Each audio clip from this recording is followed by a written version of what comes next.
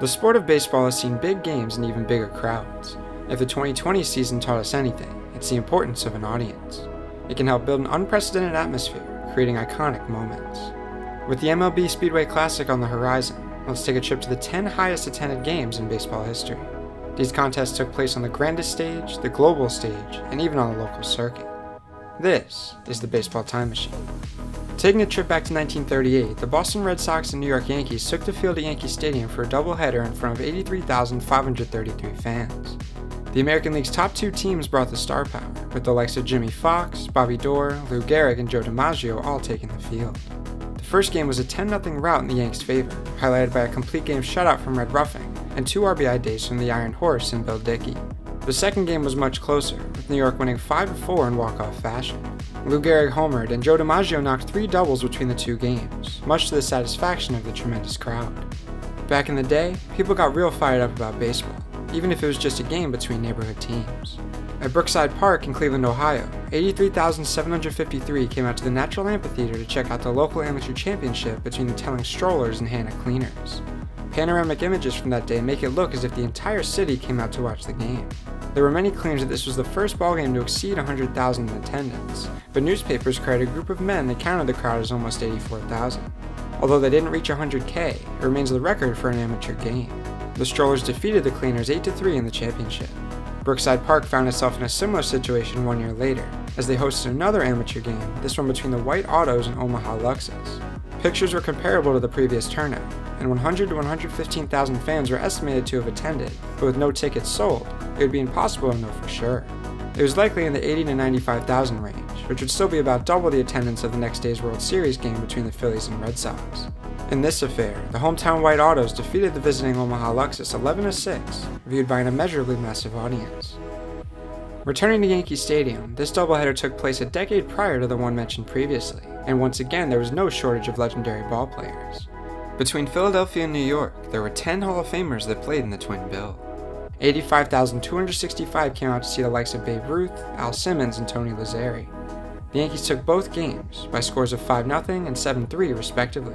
Although the Babe only recorded 1 hit on the day, Lou Gehrig and company picked up the slack, extending their lead in the American League to 1.5 games over Philly. It would be a tight finish in the AL, with the Yankees holding on to win the pennant and going on to sweep the Cardinals in the World Series. Heading to the land down under, baseball was a demonstration sport in the 1956 Summer Olympics. Australia had a long history with baseball, dating back to at least 1889. Cricket, a relative of baseball, was very popular, and the exhibition was played at Melbourne Cricket Ground in front of over 86,000 fans. Australia's top amateur players took on a group of American servicemen, the US Far East Command. In a 6-inning contest, the servicemen won 11-5. With the opening and closing ceremonies not even exceeding 88,000, an exhibition baseball game wound up being one of the highest attended events at the 1956 Melbourne Summer Olympics. Aces were wild in this 1954 doubleheader between New York and Cleveland. The final regular season entry on this list, 3 of the 4 starting pitchers ended up in Cooperstown. The Yankees and Tribe were at the top of the American League, but the eventual pennant winner Indians would take both games. In Game 1, future Yankee manager Bob Lemon tossed a complete game for Cleveland, en route to a 4-1 victory. Game 2 was a little tighter, but still ended with an Indians W. It was early win with the complete game this time, who struck out 12 Yankees, including Mickey Mantle 3 times. The Tribe had a special squad that year, winning 111 games before being swept by the Giants in the Fall Classic. Nonetheless, they were able to draw the biggest regular season crowd Major League Baseball has ever seen. Our first Fall Classic entry, the 1959 World Series, was benefited by its location. With Dodger Stadium still under construction, the Dodgers played their home games at Los Angeles Memorial Coliseum, a venue first built in 1921 as a memorial for Los Angeles veterans of World War I. With a capacity of 93,607, it allowed for bigger crowds than the normal MLB ballpark. Day by day, Games 3, 4, and 5 would shatter attendance records. Game 3 resulted in a 3-1 victory for LA, led by 7 strong innings from Don Drysdale. Following a 24-year absence, baseball returned to the Summer Olympics as a demonstration sport in 1936. With Germany under Nazi rule at the time, tensions were high as Americans arrived to participate. The two teams, world champions and US Olympics, both consisted of American amateur players and drew a crowd of over 92,000 at Berlin's Olympic Stadium. A walk-off homer from Les McNeese was the difference maker, elevating the world champions to a 6-5 win in 7 innings. Baseball wouldn't be seen again at the Olympics until 1952. The final 3 games on our list all take place at Los Angeles Memorial Coliseum. The 1959 World Series was the first fall classic on the West Coast, and fans came out in droves to support their Dodgers. Game 4 broke an attendance record set the day before, with 92,650 filling the Coliseum. Gil Hodges' go-ahead solo shot in the bottom of the 8th would be the difference, earning LA a 3-1 series lead. Game 4's attendance record would only stand for 24 hours. In their second year out west, the Los Angeles Dodgers sat on the doorstep of winning their second World Series in franchise history. With ace Sandy Koufax on the mound, 92,706 poured into the Coliseum with the hope of witnessing history. Although the Dodgers wouldn't take care of business, falling 1-0 in a true pitcher's duel, the fans themselves made history, setting a World Series attendance record. The '59 Fall Classic itself was the first to draw more than 400,000 fans, with games 3, 4, and 5 being the only ones in history to exceed 90,000. Being the only World Series games ever played in the Coliseum, this record is unlikely to ever be broken. No current MLB stadium has a capacity over 60,000, with LA's Dodger Stadium being the closest. However, there's still one more game that has drawn a larger crowd. The highest attended baseball game in history is also the only one to exceed 100,000 fans. In 2008, the Los Angeles Memorial Coliseum hosted an exhibition game between the defending champion Boston Red Sox and Los Angeles Dodgers to honor 50 years since the franchise moved from Brooklyn to LA. With proceeds going to the Dodgers Think Here charity, over 115,000 fans piled in for the event. A normal sellout was 92,000, but more than 23,000 extra tickets were sold for bench-style seating and standing room only. This was one of 3 games played between the teams that weekend, with the other 2 being held at Dodger Stadium. This game was unique for many reasons, outside of the historic attendance number. The dimensions were wonky, with an over 200-foot difference between left and center field. The modified football stadium had become a wiffle ball field for big leaguers, with several players commenting on the field and event's quirkiness. Boston and Los Angeles had been busy through spring training, both visiting Asia for special series. In Tokyo, the Red Sox opened the regular season against the Athletics before traveling back across the world for their series with the Dodgers.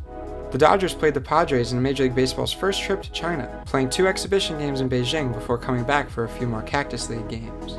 Both teams honored the anniversary celebration in LA, but were definitely feeling the effects of a busy March. The game's peculiar features continued to show once the Dodgers took the field, as they employed a 5-man infield with no left fielder. In the bottom of the first, Rafael Furcal roped a single to the left field wall that was fielded by Julio Lugo, Boston's shortstop. LA took the lead on a sacrifice fly from Ethier, but that would be their only lead of the day.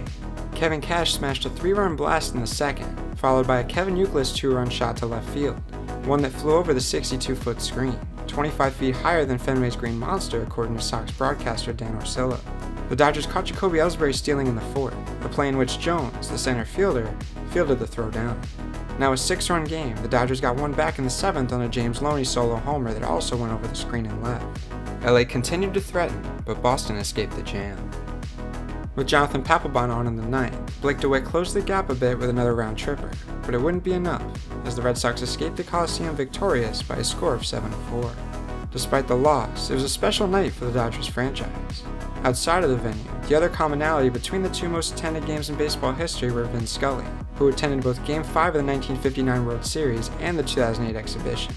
Baseball's popularity is very different than it was decades ago, so it might seem like an uphill battle to dethrone the 2008 showing or even the 1959 Fall Classic, but MLB has one event coming up that has the potential to make history. On August 2, 2025, the MLB Speedway Classic will take place at Bristol Motor Speedway in Tennessee.